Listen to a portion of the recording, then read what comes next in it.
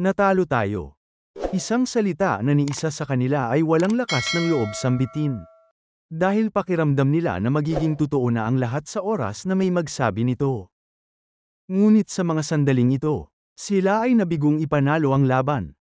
Habang minamasdan ang gumuguhong tower, isa sa kanila ang tumalikod na at tinanggap na lang ang pagkatalo. Sinabi nitong dito na nagtatapos ang lahat, at dito na silang lahat maghihiwalay ng landas. Ngunit isang tungkod ang hamampas ng malakas at nagpayanig sa lupa. Ito ay si Sun Ogong na nawalan ng kanang braso at sumisigaw sa galit na hindi pa ito ang katapusan ng lahat. Isang lalaki naman na nakasuot ng balat ng leon ang nagsalita na hindi porket isa kang immortal ay kaya mo nang humarap ng ganyan sa mga outer gods. Sinabi nito na malapit nang madiskubre or maaaring alam na ng mga outer gods ang lokasyon kung nasaan sila. Sa pagliwanag ng isang bola, kasabay naman ito ang pagdating ni Yuan mula sa tower na ikinagulat ng lahat. Umupo ito sa isang bato na bakas ang hirap ng kanyang pinagdaanan, sinabi nitong siya na lamang ang nakalabas ng buhay at hindi pinalad ang iba pa niyang kasama. Pinigilan naman ni Hercules ang galit na si Sun Ogong nang malaman nito na ang tao sa kanilang harapan ay isa sa mga outer gods. Dito sinabi ni Yuan na hindi kayang talunin ng mga inner ang mga outer gods, walang paraan. Isang asul na portal naman ang lumabas sa kanilang harapan at ito'y si Kronos. Sinabi nitong sa ngayon ay walang paraan. At ang tangi nilang pagpipilian ay bumalik sa nakaraan at magsimula ulit. Ngunit sa mundong kanyang babalikan ay posibleng maglaho si Kronos dahil ito ang magiging kabayaran sa pagsalungat nila sa oras, kaya pinayuhan niya itong huwag na ubusin ang kanyang lakas sa paghanap pa sa kanya at ang pagkawala nito ay hindi na mahalaga. Gustuhin man ni Yuan na dito na tapusin ang laban kung maaari, ngunit wala na silang pagpipilian pa.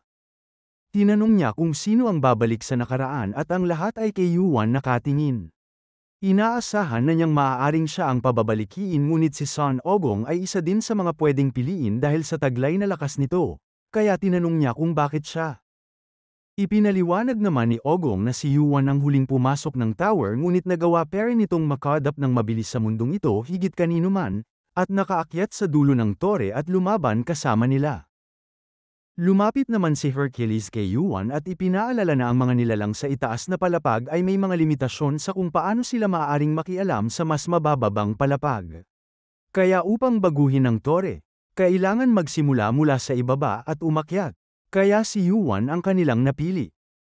Sa pagpapalam ni Yuan, isang sarkastikong pasasalamat naman ang binigay nito sa kanila. Sa pagtaas ng kanyang kamay, kasabay ng pag-ikot ng mekanismo. Isang liwanag ang bumalat kay Yuan. At sa pagdilat ng kanyang mata, ramdam niya agad ang bigat ng kanyang katawan. Ang lahat ng stats at arcane power ay nawala ng lahat. Ang inakala niyang pagbalik ng katawan niya sa nakaraang oras. Ang oras pala ang bumalik sa panahong magsisimula pa lang ang lahat. At dahil doon ay kailangan magsimula ulit ni Yuan sa umpisa. Pero bago ang lahat, kailangan niya muna malaman kung anong panahon siya nakabalik. At isang lalaki ang biglang sumuntok kay Yuan at hindi inasahan na makayanan ang binigay niyang suntok dito. Napansin naman ni Yuan ang tatak ng uniform nito at naalala niyang isa siyang college student bago magsimula ang lahat. Nakalimutan na niya ito dahil sa sobrang tagal na nang nakalipas at ultimo ang lalaki sa kanyang harapan ay hindi na niya maalala. Parang nainis naman ang lalaki at sinabi kay Yuan na dapat itong rumispeto sa kanyang senior at muli itong sumugod. Ngunit madali lamang ito na iwasan ni Yuan at tinanong ang lalaki kung anong petsa ngayong araw, at pag sinagot niya ito ay papatawarin niya ito sa kanyang mahihinang suntok. Lalo naman nagalit ang lalaki at inakalang nasisiraan na si Yuan ng ulo.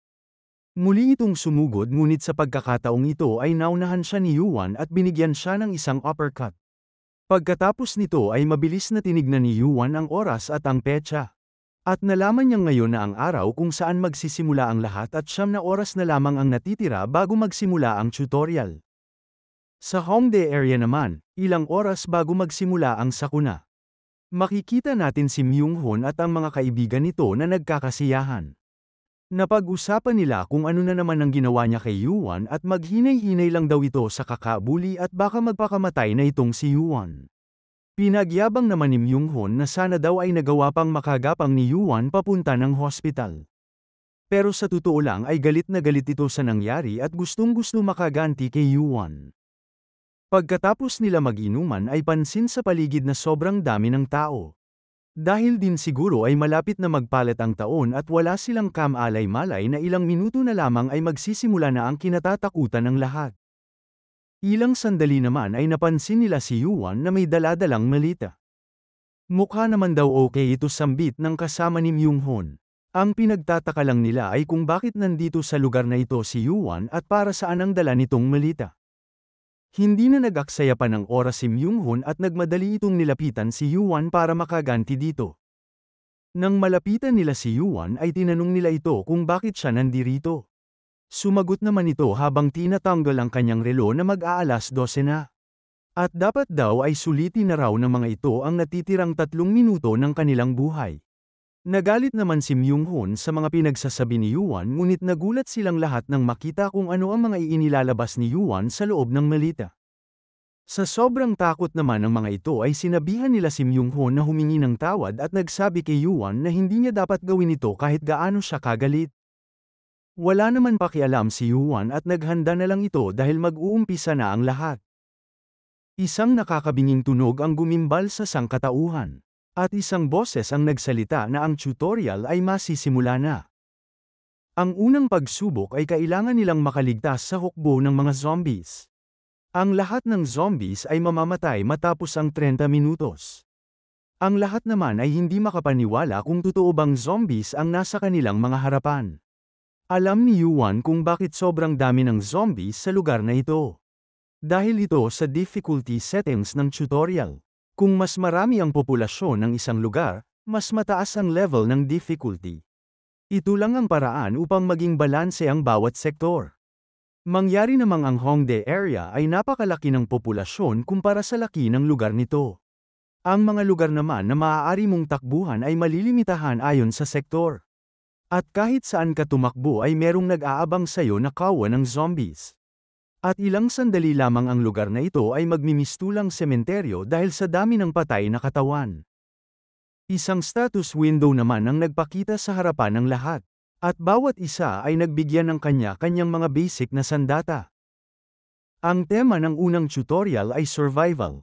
At alam ni Yuan na ang dating siya ay kontento na basta makaligtas lang. Ngunit ngayon iba na ang lahat. Hindi sapat na makasurvive lang. Kailangan niya agad maibalik ang dati niyang kapangyarihan sa lalong madaling panahon. Gamit ang inihanda niyang kagamitan. Walang takot na sinugod ni Yuan ang kawan ng zombies. At sa isang swing ng hawak nitong katana, isa-isa nitong pinupugutan lahat ng bawat madaanan nito. Kasabay naman ito ang sunod-sunod na pag-notify sa kanya ng status window. At sa mabilis na pagtaas ng experience points, ramdam ni Yuan na paggaang ng paggaang ang kanyang katawan. Nagpatuloy si Yuan sa pagpatay sa mga zombies kasabay ng sunod-sunod ng pag-level up nito. Tila isang masaker ang nangyari dahil lahat ng madaanan ni Yuan ay hindi nakakaligtas sa talam ng espada nito. Inakala naman ng mga nakakakita sa ginagawa ni Yuan ay mahihina lamang ang mga zombies dahil madali lamang itong pinapatay ni Yuan. At dahil dito ay nagkaroon sila ng lakas ng loob na lumaban. Ngunit ang inakala nilang simpleng pagpatay sa zombie ay kabaligtaran pala ng kanilang iniisip. Bagamat mabagal kumilos at mahihina lamang ang mga ito, hindi naman ito nakakaramdam ng kahit anong sakit. Kaya ang paggamit ng normal na lakas ay walang silbi laban sa mga ito. Ngunit alam ni Yuan ang mga kahinaan nito. Nalaman niya ito noon sa loob ng tower nang madiskubre ito ng kanyang uncle sa first tutorial. At ito ay ang asin. Naging malaking tulong ito kay Yuan, kaya sa pagkakataong ito ay naging madali lang para sa kanya ang makapag-level up ng mabilis. At dahil nagawa nitong makapatay ng 100 zombies sa loob ng 10 minuto, ay nakatanggap pa siya ng free stat points. Ang free stat points ay iba sa leveling up points na automatikong nagdadagdag ng stats mo sa random na paraan kapag nag-level up ka. Maaari mong ilagay ang libreng stat points sa kahit anong stats na gusto mo. Kapag natapos ang tutorial, ang free stat points ay maaaring ibahagi ng random. Dito ay nalaman ni Yuan na sa tutorial pala nakukuha ang mga ito at nagpasya siyang huwag muna itong gamitin at baka masayang lang kung gagamitin niya laban sa mga zombies. 10 minuto na lamang ang natitira sa unang tutorial at naghahanap na lamang si Yuan ng magandang lokasyon para sa kanyang binabalak gawin. Makikita naman si Myung-hoon na nahihirapan pumatay ng zombie at pinagtataka niya kung bakit madali lamang ito gawin para kay Yuan. Iniisip nito na baka kung meron lamang siyang sandata na gaya ng kay Yuan ay baka naging madali din para sa kanya. At dahil hindi niya magawang patayin ito, sinipa niya na lang ito at minabuti na tumakbo na lang kasama ang mga barkada niya. Nang makalayo sila ay hinahanap nila si Yuan kung saan na ito nagpunta at mas may tsansa silang mabuhay kung didikit sila dito.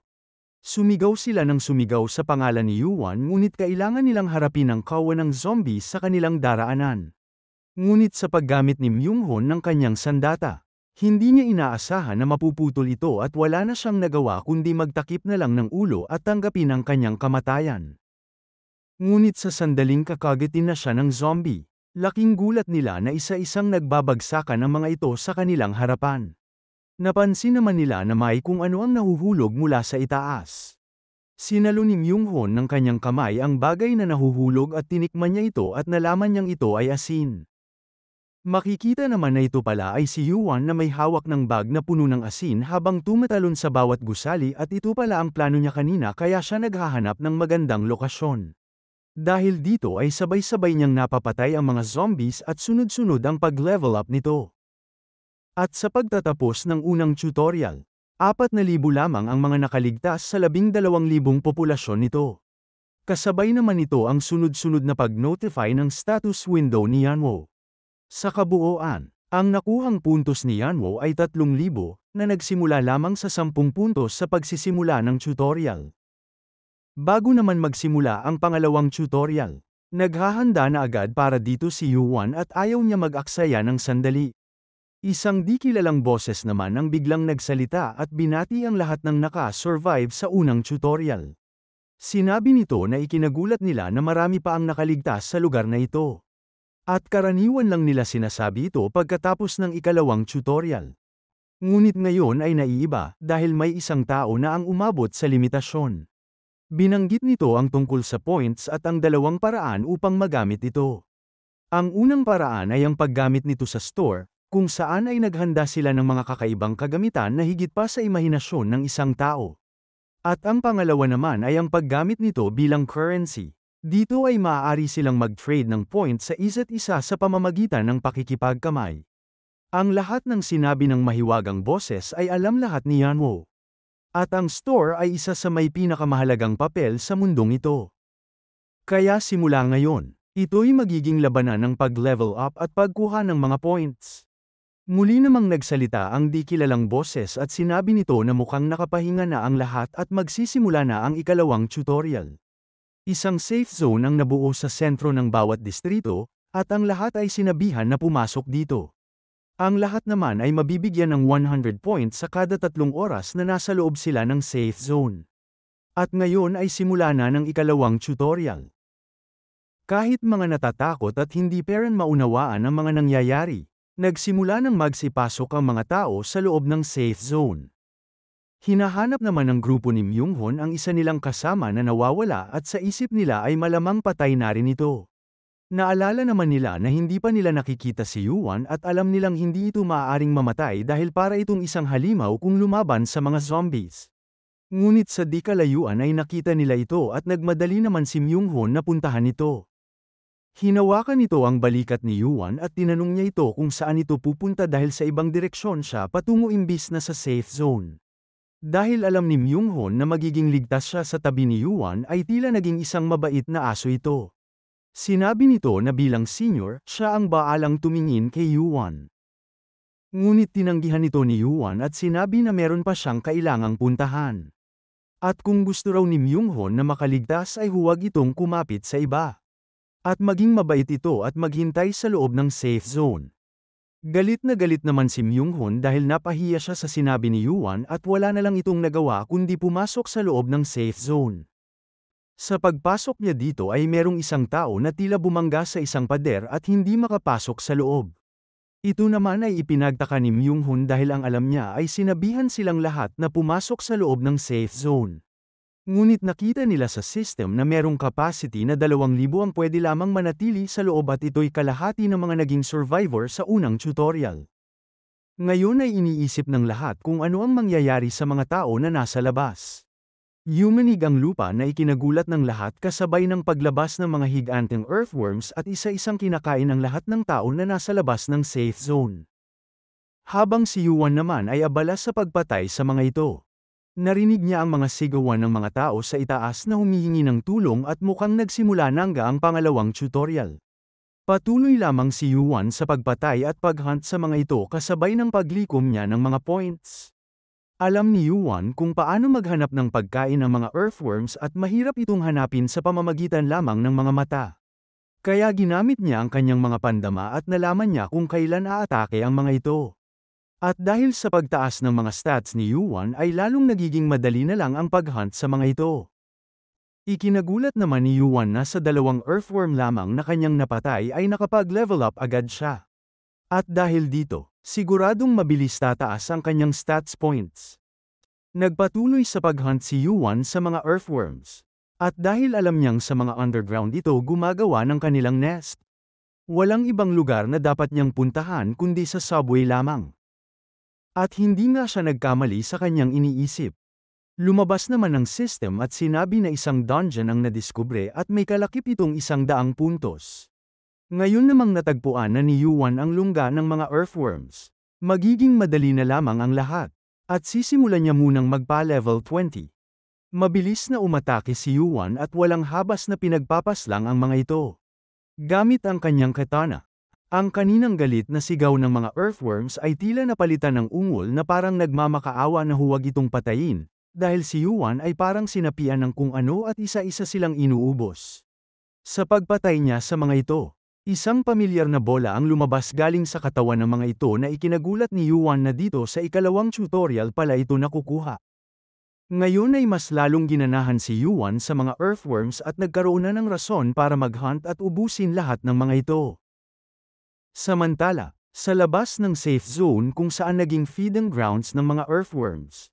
Walang magawa ang mga nasa loob kundi panuurin na lang ang mga ito kung paano isa-isang kainin ng mga gutom na halimaw.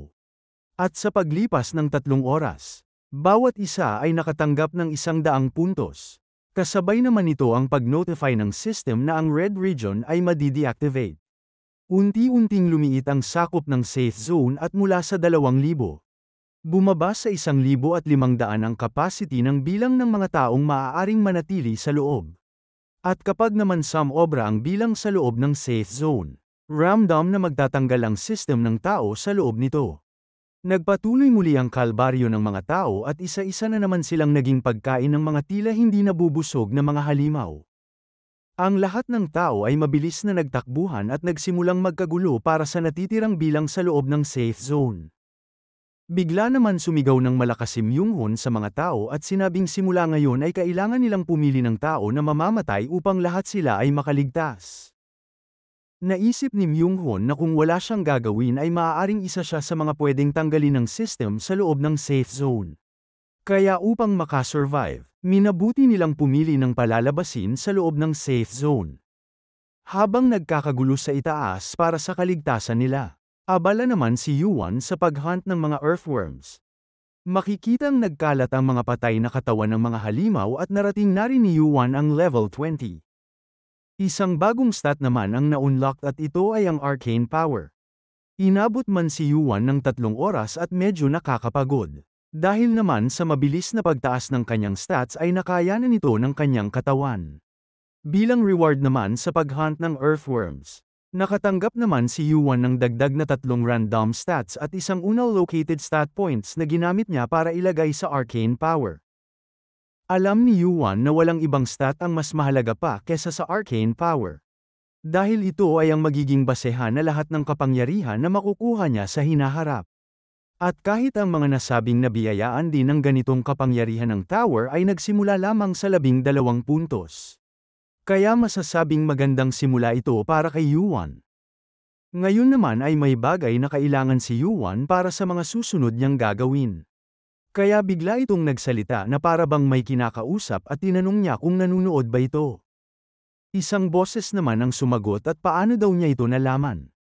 Medyo nagyabang naman si Yuan at sinabi rito, na nakita naman daw nila kung gaano siya kagaling at nakaka-boring daw manood sa iba. Isang nilalang naman ang biglang nagpakita at nagpasalamat kay Yuan dahil naging entertaining daw ang nakakabagot nilang trabaho at humanga ito nang makitang umabot na si Yuan ng level 20 sa maiksing panahon lamang. Nagtanong naman ito kung bakit siya ipinatawag. At sinabi ni Yuan na gusto niya gumamit ng shop. Inakala nito na nais ni Yuan bumili ng items ngunit skills pala ang gusto nito bilhin. At ito ang kauna-unahang gumamit ng shop para lamang bumili ng skill sa ikalawang tutorial. Tinanong ni Yuan kung ito na ba lahat ng skills na meron sila at sumagot ito ng ito na lahat ng pwede mong mabili sa tutorial. Hindi na muling nagtanong pa si Yuan dahil baka maka-attract lang siya ng negatibong atensyon. Pinili nito ang skill na Monkey Eyes. Tinanong naman ng nilalang na bakit ito ang kanyang napili at hindi naman daw ganoon kaganda ang skill na ito. Nagdahilan na lamang si Yuan na kaya niya daw ito pinili ay astig daw kasi ang pangalan nito. Ang pangalawa namang niyang binili ay ang Basic Arcane Sword. Binabalot nito ang iyong espada ng mahiwagang enerhiya at nakadepende sa paggamit ng user, maaari itong maging isang mahusay at maasahang sandata. Pagkatapos bumili ni Yuan ng kanyang mga kailangan, nagpaalam na din ang nilalang at sinabi pa nito na malaki ang expectation niya kay Yuan. Alam naman ni Yuan na patuloy siyang babantayan at magiging target ng mga ito. Ngunit hindi na ito mahalaga hanggat wala siyang nilalabag na batas ay hindi siya magagawang parusahan. Ang tangi lang bumabagabag kay Yuan ngayon ay ang pagbabalik nito. Dahil ang mekanismo ng orasan na ginamit para sa pagbabalik ay isang bagay na nilikha ni Kronos, Mimir, at Odin. At si Kronos, ang pangunahing tagalikha ng bagay na ito, ay nabura ang kanyang pagkatao bilang parusa sa paggamit nito. Bukod sa mga tauhan, kahit ang administrador ay hindi dapat makahanap ng anumang bakas patungo sa pagbabalik. At kung may makaalam man ito, ang layunin ni Yuan ay hindi na magbabago. Ginamit naman niya ang Monkey's Eyes at napagtanto na kailangan niya agad na mapataas ang kasanayan nito dahil ang tunay na halaga ng mga matang ito ay nasa ibang bagay. Nagpatuloy sa paghunt si Yuan at makikita ang mga patay na katawan ng mga halimaw at mga tao na kinain ito sa kanyang nilalakaran. Sa 30 minuto na titira, ginamit na ni Yuan ang Basic Arcane Sword at nais niya itong subukan dahil natagpuan na niya ang kanina niya pang hinahanap. At ito ay ang boss ng ikalawang tutorial. Wala nang hinintay pang sandali si Yuan at sinimulan na ulit niyang pagpapatayin ang mga earthworms. Galit na galit naman ang motherworm sa ginawa sa kanyang mga anak at mabilis na sumugod ito. Alam ni Yuan na kahit gaano ito kalaki ay hindi naman ito masyadong nag-iisip. Kaya madali niya lang itong naiwasan at sinabi dito na nais niya itong patayin sa isang atake lamang. Gamit ang Arcane Sword, sinimulan na ni Yuan ang pag-atake direkta sa ulo nito. At bago siya bumaba ay ginamit niya din ang hawak niyang axe at sabay nitong hiniwa pababa sa katawan ng motherworm. Walang tigil ang ginawang pag-atake ni Yuan sa halimaw at walang parte ng katawan nito ang nakaligtas sa talam ng kanyang sandata. Tila nag-enjoy naman si Yuan sa ginagawa niyang pagpapahirap dito. At nagawa pa nitong tanungin kung ano na ang binabalak ng halimaw dahil hindi na nito alam ang gagawin. Bilang pagdepensa, inikat ng motherworm ang kanyang katawan, umaasang mawala sa balanse si Yuan ngunit hindi naging maganda ang kinalabasan nito. Habang umiikot ang halimaw, nag-slide si Yuan habang hinihiwa ang katawan nito na nagpasigaw ng malakas sa motherworm. Hindi niya ito tinigilan at walang awang pinadaan ang talam ng kanyang sandata sa buo nitong katawan. At nang makarating siya sa ulo nito, binuka ng halimaw ang kanyang bunganga. Nag-aakalang makakain niya si Yuan. Ngunit isang mabilis na atake gamit ang sandata na binalot sa arcane power ang tumagos mula sa bibig patungo sa likod ng ulo nito. Samantala, sa loob naman ng safe zone, isang lalaki ang pilit na nagmamakaawa kay Myunghon na huwag itong palabasin sa loob. Tinatanong nito na bakit nagdidesisyon si Myunghon mag-isa kung sino ang palalabasin at wala namang sumasang-ayon dito. Nagsalita din ng ibang tao sa loob na wala naman pumayag sa desisyon ni Myunghon. Ngunit wala na silang nagawa pa dahil nagbanta na si Myunghon na kung babalik sila sa loob ay siya mismo ang papatay sa mga ito. Sa 30 segundo na natitira, Lahat ng tao sa labas ay nagdarasal na sana ay bumilis ang takbo ng oras at matapos na agad ito. Dahil nakaabang pera ng mga earthworm sa kanila sa oras na mawala ang barrier. Kinabahan naman ang lahat ng bigla pang huminto sa 3 segundo ang oras. At ang lahat ay natigilan sandali habang pigil ang mga hininga, nagtatanong sa sarili kung ligtas na ba sila. Isang system notification naman ang lumabas at nagsasabing nakapasa sila sa ikalawang tutorial at ang safe zone ay hindi na muli pang liliit. Bilang reward naman sa kanila sa pag-survive, bawat isa ay nakatanggap ng 600 points. At ang ikalawang tutorial ay meron pang 15 oras na natitira bago ito matapos. Makikita naman natin si Yuan na nakaupo sa ibabaw ng patay na katawan ng motherworm habang ginagamot ang mga natamo niyang sugat. Nagpakita naman ang tagasunod ng administrator at humanga ito kay Yuan at inaalok ito na gamutin ang sugat niya. Sinabi naman ni Yuan na kung kasama yun sa reward ay tatanggihan niya ito. Dahil alam naman ni Yuan na ang simpleng pinsala sa katawan ay kaya niyang pagalingin sa pamamagitan ng pagpapataas ng kanyang stats na katatagan. Patuloy naman ang tagasunod sa pagsasalita at nasabi na lang ni Yuan na wala itong pinagbago at maingay pera nito kagaya ng dati. Lumipas na ang 30 minuto magmula nang mapatay ni Yuan ang motherworm ngunit mas tumagal ito kesa sa inaasahan niya. Inisip niyang marahil ang mga tagasunod na nagsagawa ng tutorial ay hindi inaasahang mapapatay ang motherworm. At mukhang walang nakatakdang gantimpala sa system para sa pag-hunt nito. Sa madaling salita, nagkakaroon sila ng debate o hindi sila sigurado kung ano ang dapat maging gantimpala ni Yuan. Patuloy naman sa pagsasalita ng kung ano-ano ang tagasunod at tila nilalayo nito ang usapan. Dahil sa tagal ng paghihintay, tinanong na ni Yuan kung ano ang kanyang reward sa pagpatay sa motherworm. Kahit pa iniiba ng tagasunod ang usapan ay wala na itong nagawa kundi sabihin kay Yuan ang mga maaari nitong maging reward. Sinabi nito na ang una sa pagpipilian ay may karapatan si Yuan na mag-skip papunta sa ikalimang tutorial.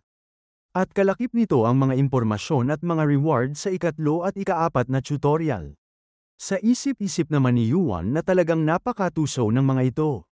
Iniisip siguro nila na wala ng halaga para kay Yuan ang ikatlo at ikaapat na tutorial, kaya sinusubukan nila itong dumiretso na agad sa ikalima.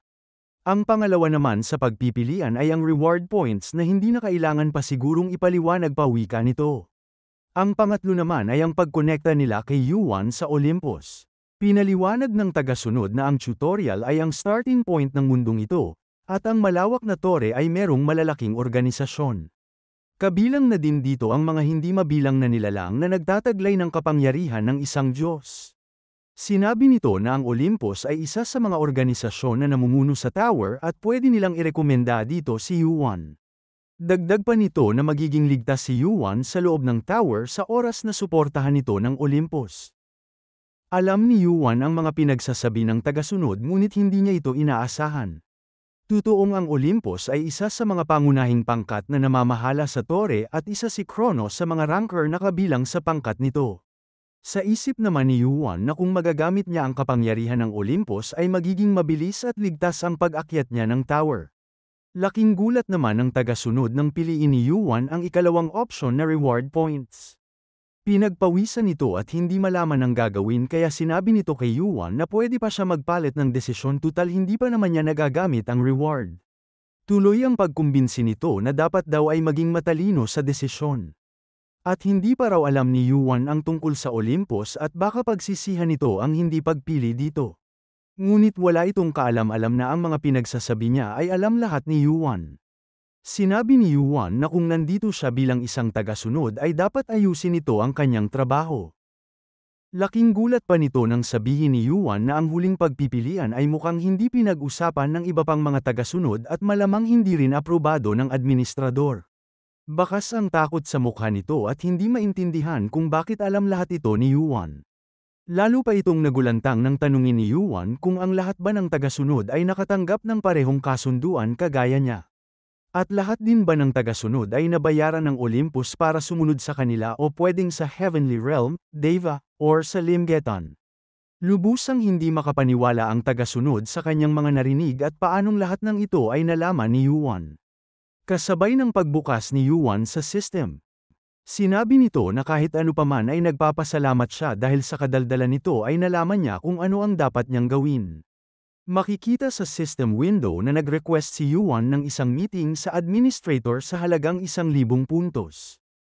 Bakas naman sa mukha at boses ng tagasunod ang takot ng tanungin nito kay Yuan kung anong binabalak nito. At sinibi ni Yuan na maghintay lamang siya at malalaman niya rin. Ang tutorial ay isang lugar na dapat ay nakahiwalay sa tower ngunit ang Olympus ay nanghihimasok at kinasabwat ang mga tagasunod.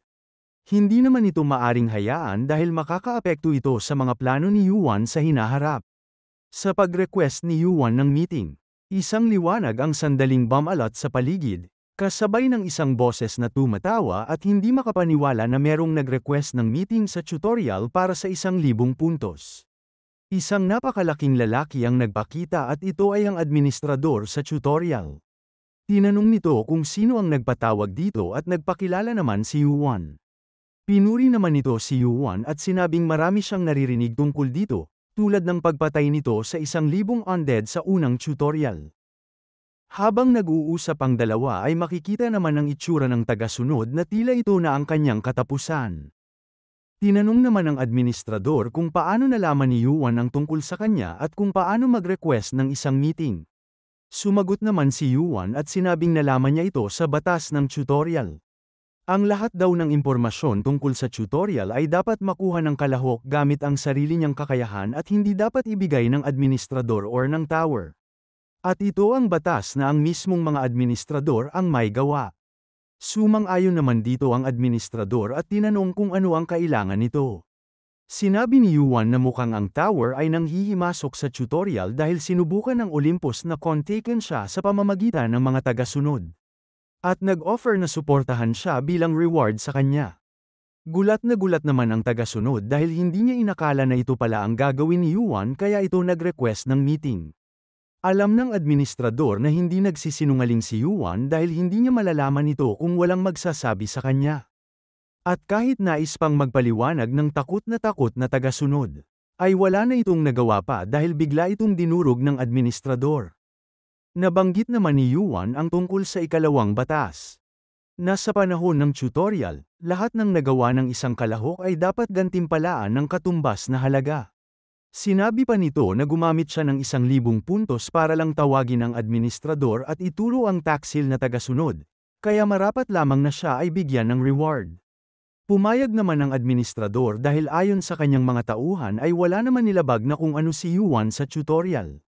Umupo ito nag-isip kung ano ang magandang ibigay kay Yuan dahil marami na rin naman itong points.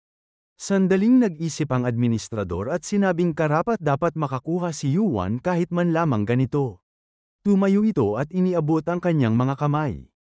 Iniisip naman ni Yuan na hindi masyadong special ang magiging reward gaya ng kanyang inaasahan. Dahil ang paghawak sa kamay ay ginagamit lamang sa pag-exchange ng puntos. Nang maghawak ang kanilang kamay ay bigla itong nabalot ng isang asul na liwanag kasabay ng paglabas ng system at sinasabing nakatanggap ito ng skill na kung tawagin ay Master of Mana. Ikinagulat ito ng sobra ni Yuan dahil ni minsan hindi ito pumasok sa kanyang isip na makakatanggap siya nito. Sinabi naman ng administrador na nakikita na niyang magugustuhan ni Yuan ang kanyang binigay at nagsabing magkikita pa sila sa ikatlong tutorial bago ito magpaalam. Sa pag-alis ng administrador ay hindi pa rin makapaniwala si Yuan sa kanyang natanggap na skill. Bagamat mababa pa ang kasanayan nito, isa naman itong S-rank skill. At ang mana ay ang pinakamahalagang bagay sa loob ng tower. Sinubukan naman agad ni Yuan gamitin ang skill at gumawa ito ng isang bola ng mana. Ngunit ang paggamit ng skill ay kailangang may sapat na level ng arcane power. Pero makikita na kahit hindi pa ito kumpleto ay bakas ang lakas nito sa paligid. Labis na natuwa si Yuan at mukhang ang Olympus pa ang dahilan kaya niya ito nakuha dahil sa panghihimasok ng mga ito. Ngunit alam niyang hindi pa sapat ang mga ito. Hindi siya pwedeng makontento lang sa simpleng pagbawi at paggaya lang ng lakas na taglay niya bago bumalik sa nakaraan. Ang kailangan niya ay mas higit pa dito. Higit na kapangyarihan upang talunin ang mga outer gods. Samantala, pinamunuan na ni Myung-hun ang loob ng safe zone at makikitang nagmamakaawa ang mga ito sa kanya na baka pwedeng hintayin na lang ang tulong ng gobyerno at huwag sila hayaang lumabas ng safe zone. Ngunit sinabi ni Myung-hoon na bumuo ulit ito ng grupo upang kumuha ng supply sa labas at kung hindi ay mapipilitan siyang puwersahin sila papalabas.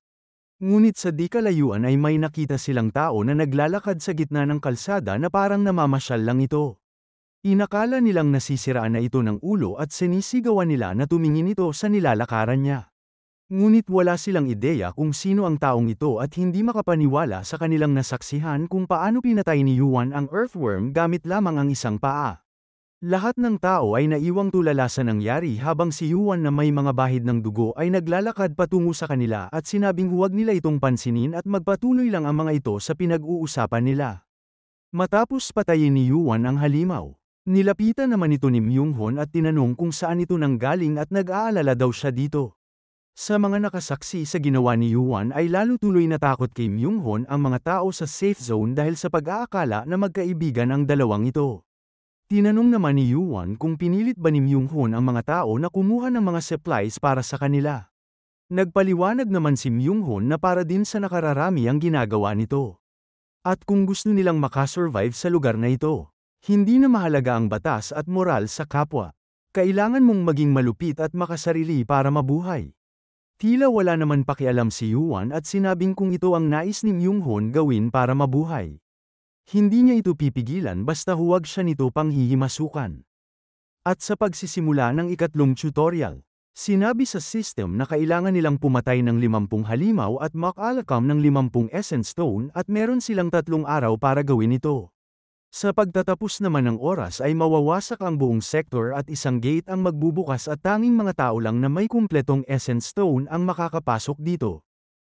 Makikita naman natin si Yuan na lagpas na sa kailangan ng naipon nitong essence stone at mukhang hindi pa ito titigil hanggat hindi natatapos ang oras. Sa isang kawa naman ng mga halimaw ay sinubukang gamitin ni Yuan ang mana blast at nagtagumpay itong makumpleto ito at may dagdag sa kanyang skill. Sa paggamit niya nito ay kinailangan niyang gamitin ang lahat ng mana niya sa katawan at hindi rin ito naging madali kontrolin. Alam niyang kailangan niya pang pataasin ang level ng kasanayan na ito dahil kung hindi ay magiging wala itong silbing skill.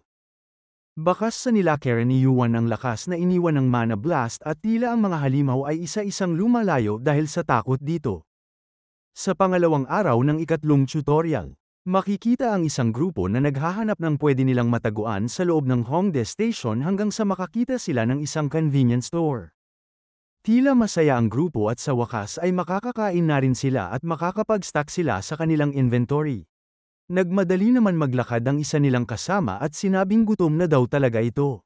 Ngunit sa hindi inaasahan, hindi nila nakita na meron palang halimaw na nagtatago at bigla na lang kinain ang ulo ng kanilang kasamahan. Kasabay nito ang paglabas ng iba pang halimaw at ito'y papunta sa kanila. Nilabas nila ang kanilang mga sandata ngunit takot na takot ang babae at sinabing hindi raw siya makagalaw. Nagawa nilang lumaban ngunit sa dami ng mga ito ay parehas silang nakagat sa kanilang mga braso. Takot na takot ang babae at sumisigaw na gusto niya pang mabuhay. Habang ang halimaw ay tumalon na papunta sa kanya at handa na siyang kagatin.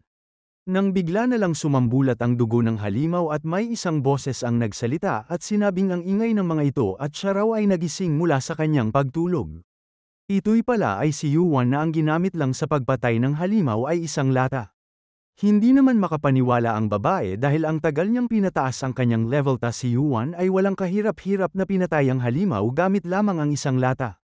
Mabilis na namang pinugutan isa-isa ni Yuan ang mga halimaw at sa ilang segundo lang ay wala nang natira pang humihinga sa mga ito. Nagpasalamat naman ang mga ito at binigyan sila ni Yuan ng gamot para sa kanilang sugat. Tinanong ni Yuan kung anong antas na ng constitution ng lalaki at sumagot naman ito ng level 17. Sinabi ni Yuan na sa ganung level ay hindi na niya ikakamatay ang laso ng halimaw ngunit maaaring hindi na nito magamit ang braso niya. Gayunpaman ay nagpasalamat pera ng mga ito kay Yuan.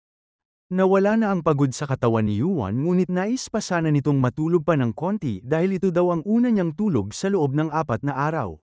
Dahil sa napuwersa nito ang kanyang sarili, kinailangan pa nitong bumili ng scentless powder para hindi maamoy ng kalaban para lamang makatulog.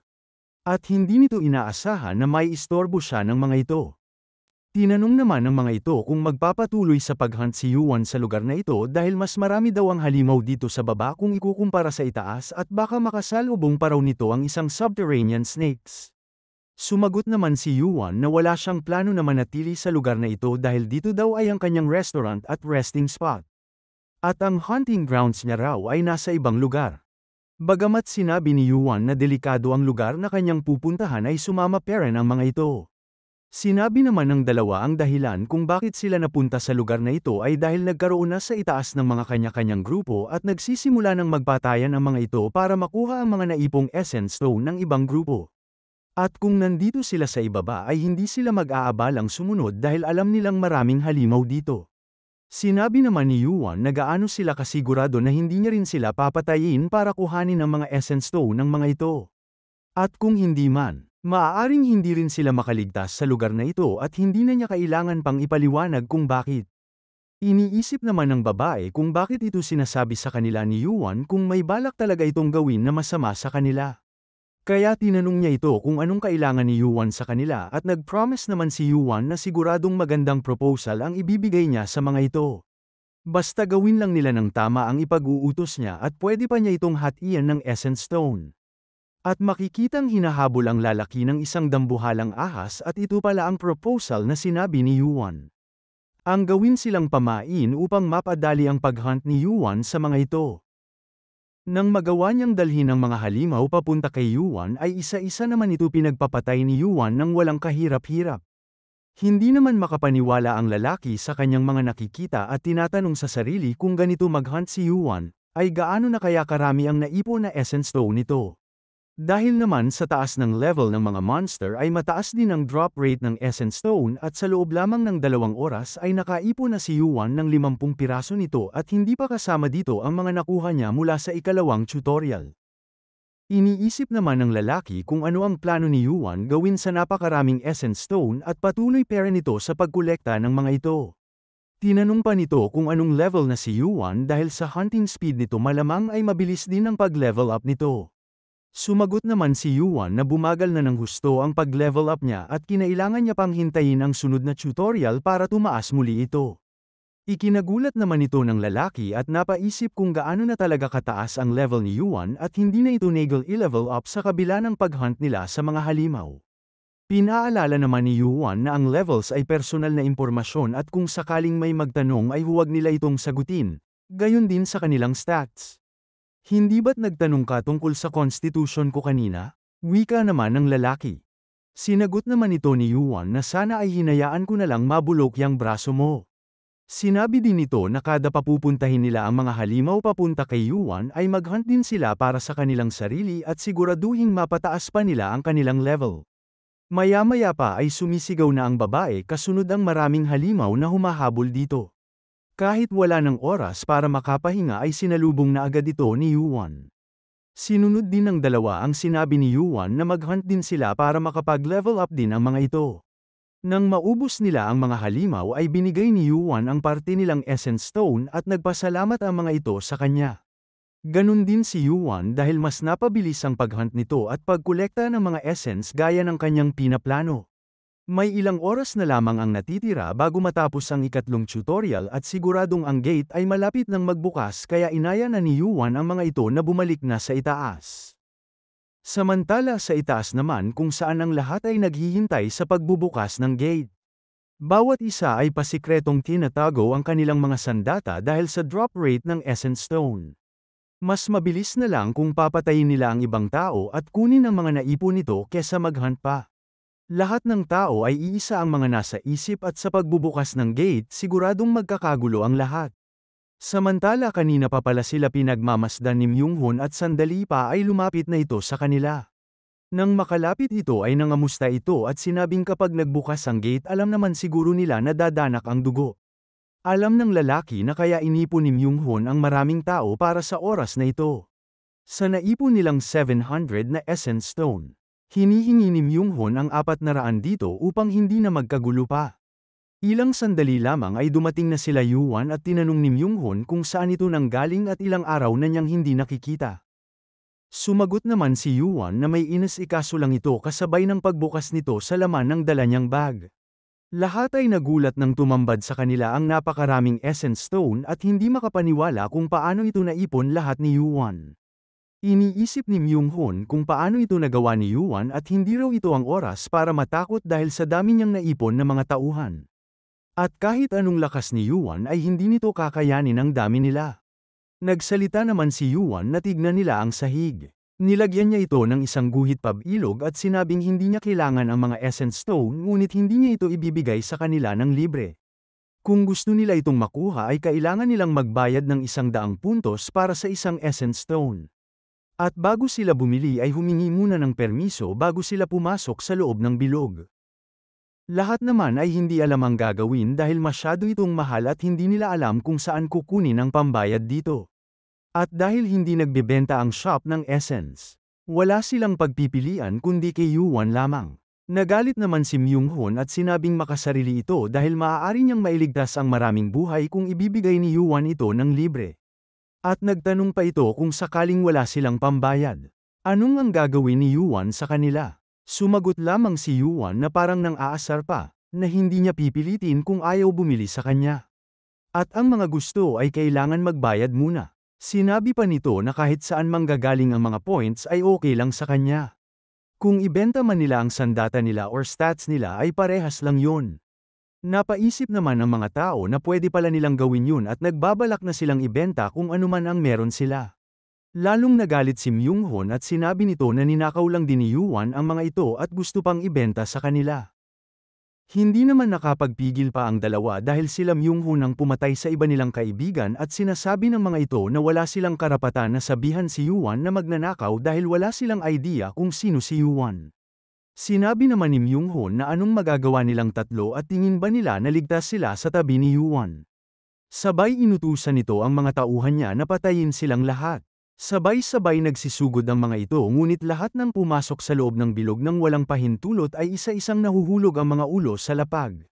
Ngayon naisip ni Myung-hun ang ibig sabihin ng bilog na ginuhit ni Yuan. Nagsabi naman si Yuan na kahit bumili man kayo o hindi ay desisyon nyo yun at hindi ko kayo pipilitin basta huwag kayong lalagpas sa guhit.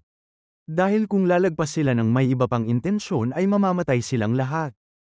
Walang pakialam si Myung-hun dahil sa pag-aakala na kakayanin nila si Yuan dahil mag-isa lamang ito. Inutusan niya ang lahat ng tauhan niya upang patayin si Yuan ngunit lahat ng mga ito ay iisa ang mga sinapit. Sa ilang sandali lang ay nagkalat ang mga walang buhay na katawan ng kanyang mga tauhan at si Myung-hun na lamang ang natitirang nakatayo sa mga ito.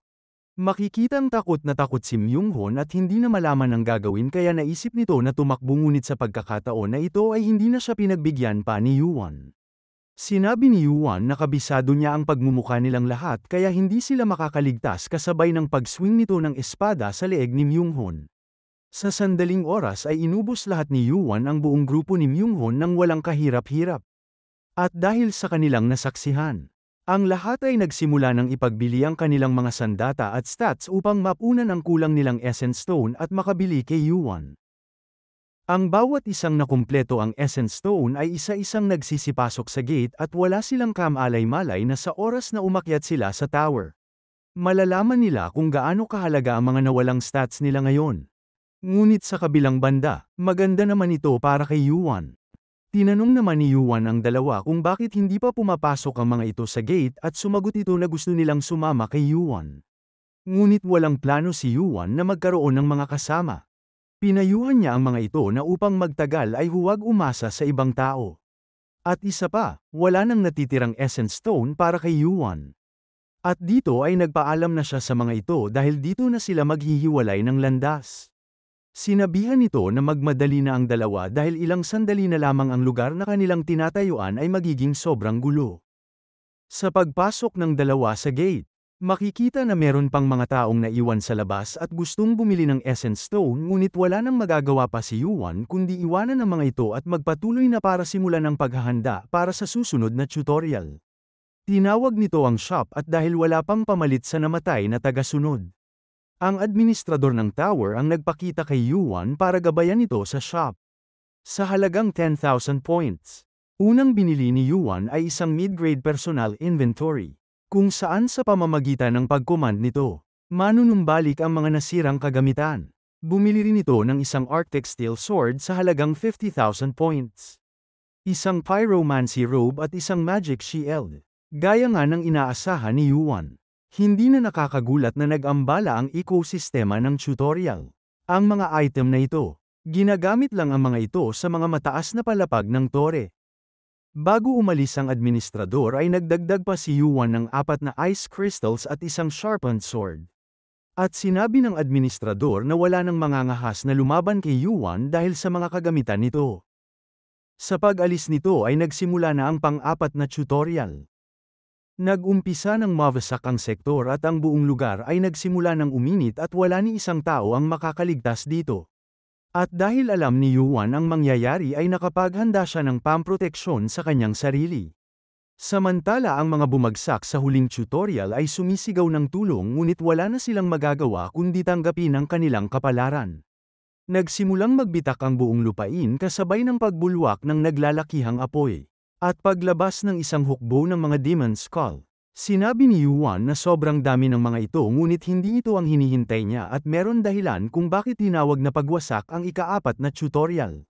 Nagpakita ang isang low-class na demon na kung tawagin ay Suritra at sinabi ni Yuan dito na nagkita silang muli. Nung panahon ng Ragnarok ay sinlaki ng isang bundok ang Suritra pero ngayon ay sinlaki lamang ito ng isang bahay. Sinabi naman ng Suritra na isa na namang mundo ang mawawala dahil kinain ng tower at dapat ang mundong nakatadhanang mawasak ay hindi na daw dapat pang nabuo. Sumagot naman si Yuan na bakit ang dami pang sinasabi at simulan na raw nila ang kanilang laban. Napansin naman ng Suritra ang mata ni Yuan ay caper ahas ng mata ng isang unggoy mula sa Mount Huagao at ito'y si Sun Ugong. Sinabi din ito ng kung kaya din ni Yuan na makaligtas kagaya ng ginawa ni Ugong kasabay ng paglabas nito ng isang napakalaking espada at inutusan ang mga alagad nitong Demon Skull para atakihin si Yuan. Sinimulan naman ni Yuan na hatiin ang mga ito ngunit isang malaking pagsabog ang nangyari. Laking gulat naman ng Suritra na walang nangyaring pinsala kay Yuan at napansin ang suot nitong balabal at tinanong nito kung pinaghadaan siya ni Yuan bago siya kalabanin. Sinabi naman ni Yuan na hindi siya naghanda para lang labanan ito, bagkus naghanda ito para talunin ang si Ratra. Natawa naman ang Suritra at sinabi kung hanggang saan tatagal si Yuan. Tumalon naman si Yuan kasabay ng pag-ipon nito ng mana sa kanyang espada at pinakawalan ng isang slash sa isang kawan ng Demon Skull at sabay-sabay itong nagsisabog. Ginamit naman nito ang kanyang shield upang protektahan ang kanyang sarili kasabay ng sunod-sunod ng pag-level up nito. Patuloy sa pag-atake si Yuan at sa sandaling oras lamang ay muli nitong napataas ang kanyang mga stats. Nasabi naman ni Yuan na kahit suot nito ang Pyromancy Robe ay nakakaramdam na siya ng init sa katawan matapos ang ilang oras na pakikipaglaban. Dagdag pa nito ang pagsabog ng mga Demon Skull sa oras na mapatay niya ito ay talagang napakadelikado. At walang paraan para matakasan niya ang mga ito. Kaya kailangan niyang harapin ito ng sabayan. Naisip din ni Yuan na gamitin ang Mana Blast ngunit mataas ang konsumo ng mana nito sa kanyang katawan kasabay pa nito ang kanyang kalasag na malapit ng masira dahil sa pagtanggap ng napakaraming pagsabog. Kaya naisip ni Yuan na gawin na ang kanyang pinaplano. Tinawag niya ang Suritra at sinabing bumaba na ito at labanan siya. Sinabi naman ng Suritra na napapaisip pa rin siya kung paano nagkaroon ng mga ganitong klase ng item si Yuan sa tutorial pero mukhang karapat-dapat daw ito at meron itong katangian upang maging isang ranker at mamuno sa loob ng tower. Tinanong pa nito si Yuan kung bakit ito nandirito. Sumagot naman si Yuan na nandito siya para huntingin ang Suritra. Natawa naman ito sa mga sinabi ni Yuan at itinaas ang napakalaking espada at ihahampas ito kay Yuan. Nakahanda naman si Yuan sa lagi nito gamit ang kanyang kalasag at sinabing meron pa siyang sapat na fiery key at mapagtatagumpayan niya ang laban na ito. Sa sobrang lakas ng puwersa ng espada ay halos mawasak ang kalasag at bumaon si Yuan sa lupa sa lakas ng impact. Naalala naman ni Yuan ang mga sinabi ni Sun Ogong bago ito magbalik sa nakaraang oras. Gusto mo bang malaman kung paano ko nakuha ang mga matang ito? Meron isang espesyal na paraan. Ang dahilan ay bumagsak ako sa ikatlong tutorial. Hindi dahil sa mahina ako, pero hindi na yun mahalaga. Ang mahalaga ay ang mga nangyari pagkatapos noon. Alam mo ba ang sunod na mangyayari matapos ang ikatlong tutorial at ano ang mga kakaharapin mo dito? Makinig kang mabuti Yuan. Ang mga matang ito. Nagkatataka naman ang Surrey matapos niyang patamaan si Yuan dahil tila sinadya nitong hindi umilag at tanggapin ang pag-atake niya. Makikita naman natin si Yuan na nakatayo at nag-aakala na mamamatay siya sa init ng pag-atake ng kalaban. Sinabi pa nito ang hindi mabilang na laban nila ni Sun Ogong ay nagawa niya lamang manalo ng ilang beses at meron yung dahilan kung bakit. Simula sa gamit nitong Rui Jinggu, ang staff na kayang hamaba ng walang katapusan at ang Flying Nimbus. Ang unang ulap na nabuo na kayang magpaulan ng kidlat at kayang tumawid sa kalawakan gamit ang bilis nito. At kahit ang Infinite Arcane Power ay napasa kamay nito dahil sa pagkain niya ng lahat ng Peaches of Immortality sa Heavenly Garden, isang kayamanan sa Heavenly Realm. Pero ang pinakadahilan kung bakit napakahirap niyang labanan ay dahil sa mga matang ito. Isang notification ang lumabas na nagsasabing nagawa ang mga kondisyon at ang Monkey's Eyes ay nag-evolve bilang Cinder Eyes na may kakayanang tumukoy sa pagitan ng masama at mabuti, totoo sa hindi. Kasabay ng pagbibigay nito ng malakas na proteksyon sa apoy. Nilabas naman ni Yuan ang Arctic Sword at ang Ice Crystal at sabay nagpasalamat sa Surrey at sinabing handa na ito para tapusin siya. Wala naman pakialam ang halimaw at tinanong kay Yuan kung paano niya yun magagawa sa kalagayan ni Yuan. Biglang kinain ni Yuan ang Ice Crystal at ang temperatura ng kanyang katawan ay biglang bumaba. Napawala rin ito ang epekto ng burn at naidagdag din ang attribute na Ice sa Arcane Power. Ang mainit na pakiramdam ni Yuan ay nagsimulang mawala at napalitan ito ng sobrang lamig na halos manigas ang buo nitong katawan. Muling umatake ang halimaw at nabalutan naman ang katawan ni Yuan ng aura at nagawa nitong sabayan ang espada ng Surrey. Inabsorb lamang ng Cinder Eyes ang epekto ng apoy ng Surrey at ang temperatura ng katawan ni Yuan ay mabilis na bumababa kasabay ng pag-resist nito ng status effect na burn. Nagawa pa nitong patalsikin ang kamay nito at mabilis na tumalon at hiniwa ang katawan ng halimaw. Lalong nagalit ang Surrey at naghandang magpakawala ng mga bola ng apoy. Napakadelikado nito kung hindi ito maiwasan at tamaan si Yuan kaya ginamit nito ang Cinder Eyes para mapredict kung ang gagawin nitong pag-atake. Samantala ang epekto naman ng Ice Crystal ay nagsimula na din tumalab at hindi na ito matatagalan pa ng katawan ni Yuan kaya kailangan na niyang tapusin sa lalong madaling panahon ang laban. Sa muling pag-atake ng halimaw ay nailigan naman ito ni Yuan at sa pagkakataong ito ay hindi na kailangan pang magpigil pa sa paggamit ng mana. Ginamit nito ang skill na Arcane Sword at hiniwa nito ang binti ng halimaw na nagpaluhod at nagpasigaw dito sa gilid. Hindi pa man nakakatayo ang Surrey ay mabilis na ginamit ni Yuan ang Mana Blast at pinasabugan nito ang ulo nito. Bago pa man bumagsak ang kalaban ay hindi pa dito natatapos ang pag-atake ni Yuan.